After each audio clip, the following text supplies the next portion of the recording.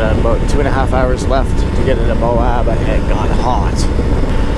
Just gotta deal with it.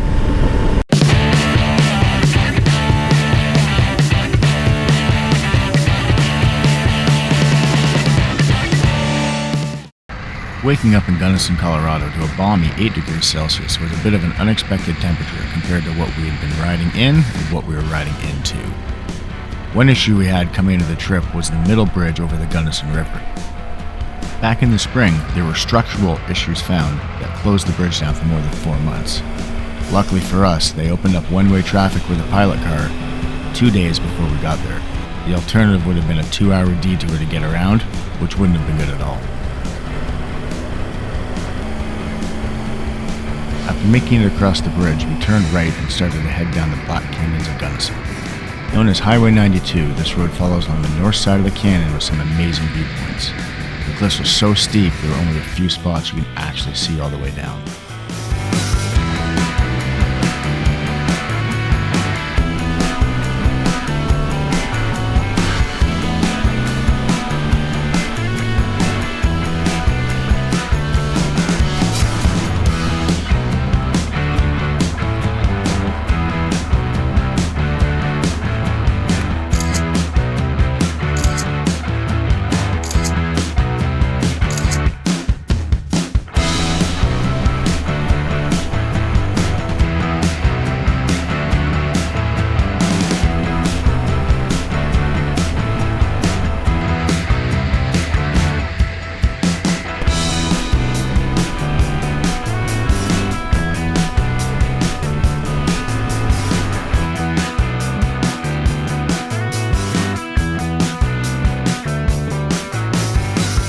At the end of Highway 92 is a cute little town called Hotchkiss. Around this time, the temperature was starting to rise and we were in dire need of shade, a drink, and to lose some layers from the chilly start this morning.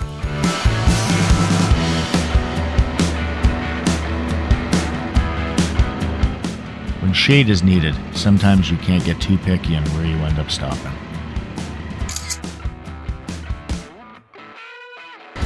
Leaving Hotchkiss after a short break, we continued west on Highway 92 towards Delta. Heading north out of Delta, we had a short ride up just before Whitewater, Colorado, where we will return onto the hottest sections of road we've seen.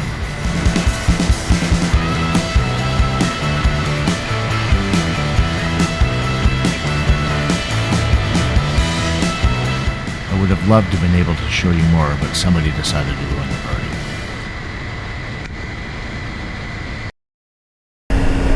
Starting the section 141, heading Colorado into Utah.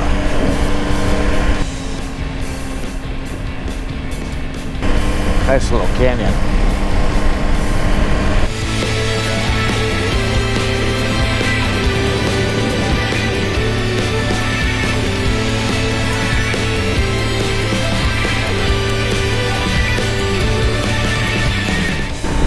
Amazingly enough, we're not in hairdryer riding conditions yet. It's still a nice, somewhat cool breeze. Once you get the hot air, hairdryer effect for the breeze is just absolutely uncomfortable.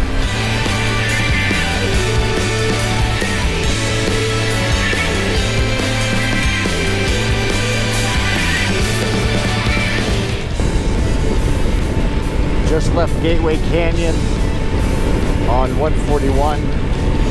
Got about 2.5 hours left to get into Moab, and it got hot. Really hot.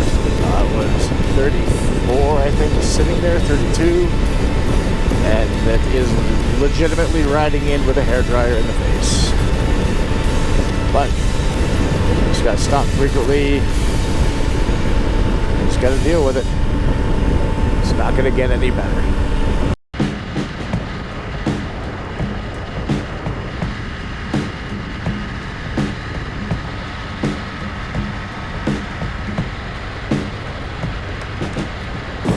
It's amazing scenery.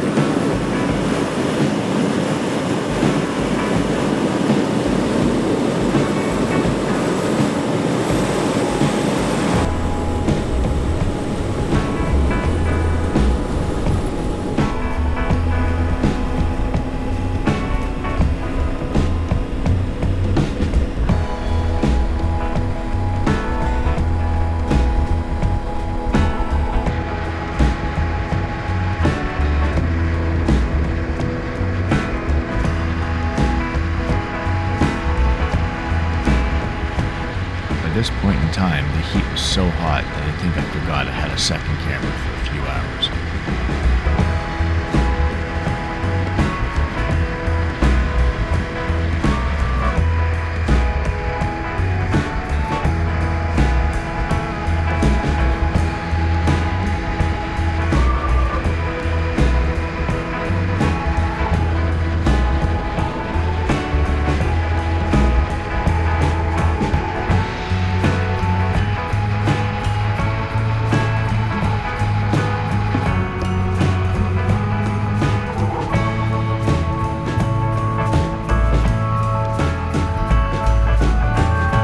I said we were willing to take any shade we could, I wasn't kidding.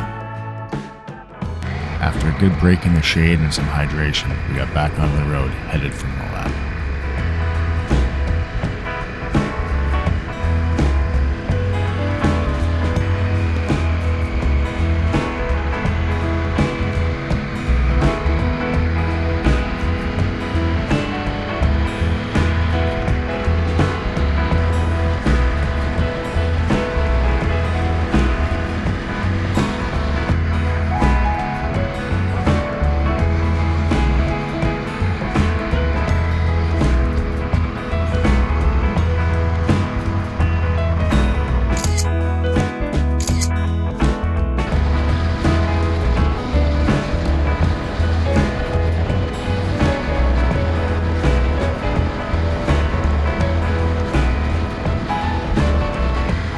The canyon started to open up and the landscape started to flatten.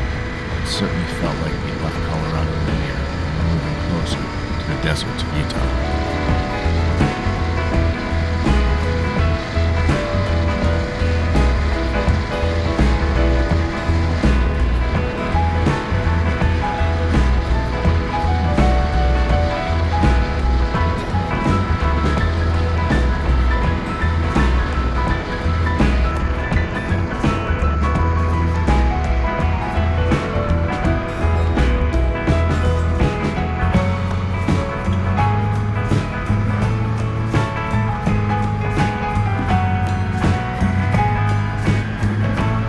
I don't know if you actually believed we would do anything for shade.